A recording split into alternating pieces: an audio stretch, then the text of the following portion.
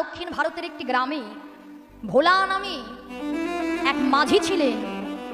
সে নৌকা চালাতো।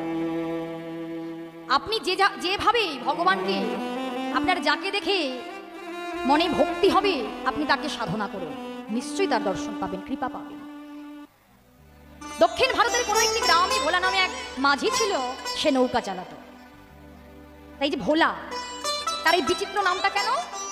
তাকে যদি গ্রামে কেউ জিজ্ঞাসা করতো, এই যে ভোলা ভাই আজকে বাড়িতে কি রান্না হলো গো, ভোলা বলতো আমি জানি না, আমার রঘুনাথজি জানে। যদি কেউ জিজ্ঞাসা করতো, এই যে ভোলা ভাই এই বছর কি কি ফসল ফলাবে গো, কি চাষ করবে, কি চাষবাস করবে, বলতো আমি জানি না, রঘুনাথজি যা করাবে। কথায় কথায় রঘুনাথজি জানে, এর জন্য তার নাম দিয়েছে ভোলা।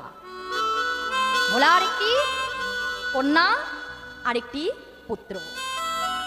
পুত্রের বিয়ে হয়ে গেছে, ছেলের বিয়ে হয়ে গিয়েছে, মেয়ের বিবাহ দেবে কিন্তু অর্থের দরকার, গরিব তো বিয়ে দিতে পারছে না অর্থের অভাবে। তার ছেলে বলল, বাবা আমরা কাজ করি, আমরা না মহাজনের কাছ থেকে ধার নিয়ে আমরা বোনের বিবাহ দিই, এরপর যখন বোনের বিবাহ হয়ে যাবে তারপরে আমরা বাপ বেটা খেটে আমরা মহাজনকে টাকাটা সুদে আসলে আমরা ফেরত দিয়ে দেব, ফিরিয়ে দেব। এবার ওই ভোলা গ্রামে ছিল রঘুনাথজির মন্দির, প্রত্যেক দিন ওই মন্দিরে গিয়ে মাগো প্রত্যেক দিন ওই মন্দিরটা পরিষ্কার করে, ফুল তুলে দেয়, জল তুলে দেয়, রঘুনাথজিকে দর্শন করে, নয়ন জলে বুক ভাসিয়ে কাঁদে। আর যখন মন্দিরের দরজাটা বন্ধ হয়ে যায় মনটা ছটফট ছটফট করতে থাকে, আমি কখন সকাল হবে আর কখন আমি আবার রঘুনাথজিকে দর্শন করব। তাই বলে, রঘুনাথজি তুমি আমায় কৃপা করো, আমি যেন আমার মেয়েটির বিবাহ দিতে পারি। মেয়েটার বিবাহ দেওয়া হয়ে গেলে আমি আর ঘরে যাব না, জানো আমি তোমার এই মন্দিরে বসেই তোমাকে দর্শন করব, তোমার সেবা দেব। এই মহাজনের কাছ থেকে 800 টাকা ধার নিয়ে মেয়েটির বিবাহ দিয়ে, যে বিবাহ দিয়েছে আর ঘরে ফিরে যায় না, নয়ন জলে সেবা দেয়, ভক্তি ভরে সেবা দেয়। এই মন যদি ভগবানের চরণে চলে যায় না বাবা, দেহটা যেখানেই পড়ে থাকুক না কেন, মন যদি তুমি নিবেদন করতে পারো তাহলে ভগবান আর কিছু চায় না। সেবা দেয়, নয়ন জলে সেবা দেয়। এবার বাপ বেটা খেটে মহাজনের কাছ থেকে তো 800 টাকা নিয়ে এসেছে, যেই শোধ করতে যাবে, শোধ করতে যাওয়ার আগে রঘুনাথজিকে বলে গেলেন, রঘুনাথজি তোমার কৃপায় আমার মেয়েটির বিবাহ হয়ে গেল, এই দেখো আজকে আমি মহাজনকে সব তুমি কৃপা করেছো বলে টাকা জোগাড় করে আমি তাকে সবই ফিরিয়ে দিতে যাচ্ছি। এই বলে প্রণাম করে মহাজনের কাছে গিয়ে যেই দিয়েছে, মহাজন দেখছে সব ঠিক আছে, বলছে হ্যাঁ রে প্রমাণ স্বরূপ তোর নামটা একটু লিখে দে। এবার ভোলা তো পড়াশোনা জানে না, আর এদিকে মহাজনেরা কেমন বাবা, মনে মনে চিন্তা করছে তো মূর্খ, বলছে যে নামটা লিখে দে। ভোলা বলছে হুজুর আমি তো পড়াশোনা জানি না, মনে মনে চিন্তা করছে যাই হোক ভালোই হয়েছে, এ মূর্খ, একে ঠকাতে সুবিধা হবে। তা জল আনতে পাঠিয়ে দিয়ে একটা কাগজে এটা ওটা লিখে দিয়ে বলছে যা তোর টাকা মকুব হয়ে গেল, এই বলে পাঠিয়ে দিয়েছে। আর ভোলা কি করেছে, সেই কাগজটা রঘুনাথজির চরণে গিয়ে দিয়ে এসেছে। ভগবান যদি না মারে তাকে কেউ মারতে পারে না বাবা, এর জন্য বলছে রাখে হরি মারে কে, হরি বল হরি বল। এইবার ভোলা কি করেছে না, কাগজটা দিয়ে এসেছে, আর এদিকে মহাজন তো জানিয়ে দিয়েছে, কেস করে দিয়েছে মহাজন ভোলার নামে। এবার ভোলাকে যেই নিয়ে গিয়েছে, ভোলা কাঁদতে কাঁদতে বলছে হুজুর হুজুর আমি কিছু করিনি, আমি সব দিয়ে দিয়েছি, আমি কিছু করিনি। জজ সাহেব যখন এসে বসেছে, ভোলাকে দাঁড় করানো হলো কাঠ গড়ায়। এই যে আপনি ভোলা বাবু? হ্যাঁ হুজুর। আপনি মহাজনের কাছ থেকে টাকা নিয়েছিলেন? হ্যাঁ হুজুর। কিন্তু আমি তো সব শোধ করে দিয়েছি হুজুর। কত টাকা নিয়েছিলেন? 800 টাকা। আমি সব শোধ করে দিয়েছি। তাহলে উনি যে বলছে আপনি শোধ করেননি, উনি বলছে আপনি শোধ করেননি, এখন আমি প্রমাণ কি করে পাবো যে আপনি শোধ করেছেন? কে সত্যি কথা বলছে কি করে পাবো? আচ্ছা আপনি যখন টাকাটা শোধ দিতে গেছিলেন আপনার সঙ্গে কেউ কি ছিল? বলে উঠলেন হুজুর আমি সত্যি বলছি, আমি শোধ করে দিয়েছি। আমি যখন টাকাটা দিয়েছি আমি জানি, মহাজন জানে, আর আমার রঘুনাথজি জানে। এই বলে খুব কাঁদছে ভোলা। জজ সাহেব বলছেন আপনি কাঁদবেন না, আপনি ফিরে যান, আমরা দেখছি।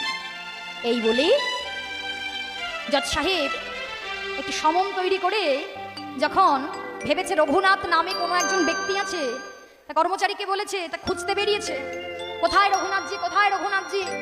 খুঁজে আর পায় না সারা গ্রামে রঘুনাথ কোথায়। শুনতে পেল রঘুনাথজির মন্দির আছে, আর কর্মচারীরা ভেবেছে যিনি মন্দিরে পুরোহিত আছে সেই হচ্ছে রঘুনাথজি। তা মন্দিরে গিয়ে পুরোহিতের কাছে সমনটা ধরিয়ে দিয়ে চলে গিয়েছে।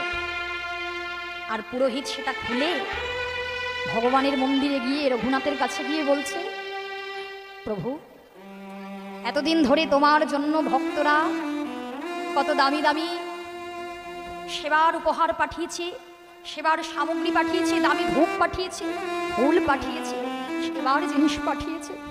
আজকে জগৎ জীব দেখবে ও রঘুনাথজি, আজকে জগৎ জীব দেখবে আজকে রঘুনাথজির নামে সমন এসেছে। তোমাকে যেতে হবে, ভোলার নামে সাক্ষী তোমায় দিতেই হবে। তুমি যে ভক্তাধীন ভগবান, তোমায় যেতেই হবে ঠাকুর, ভোলাকে কৃপা তোমায় করতেই হবে।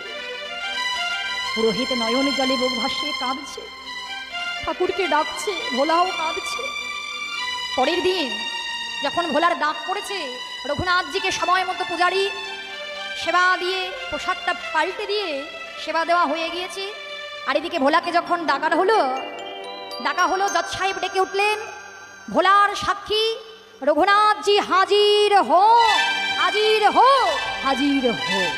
যেই বলেছে বাবা, 50 থেকে 60 বছর বয়সী একজন লোক, যার পরনে আছে ধুতি, গলায় আছে উত্তরীয়, হাতে একটি লাঠি, হ্যাঁ, হাতকে তুলে বললেন, এই যে জজ সাহেব, এই যে আমি আসছি।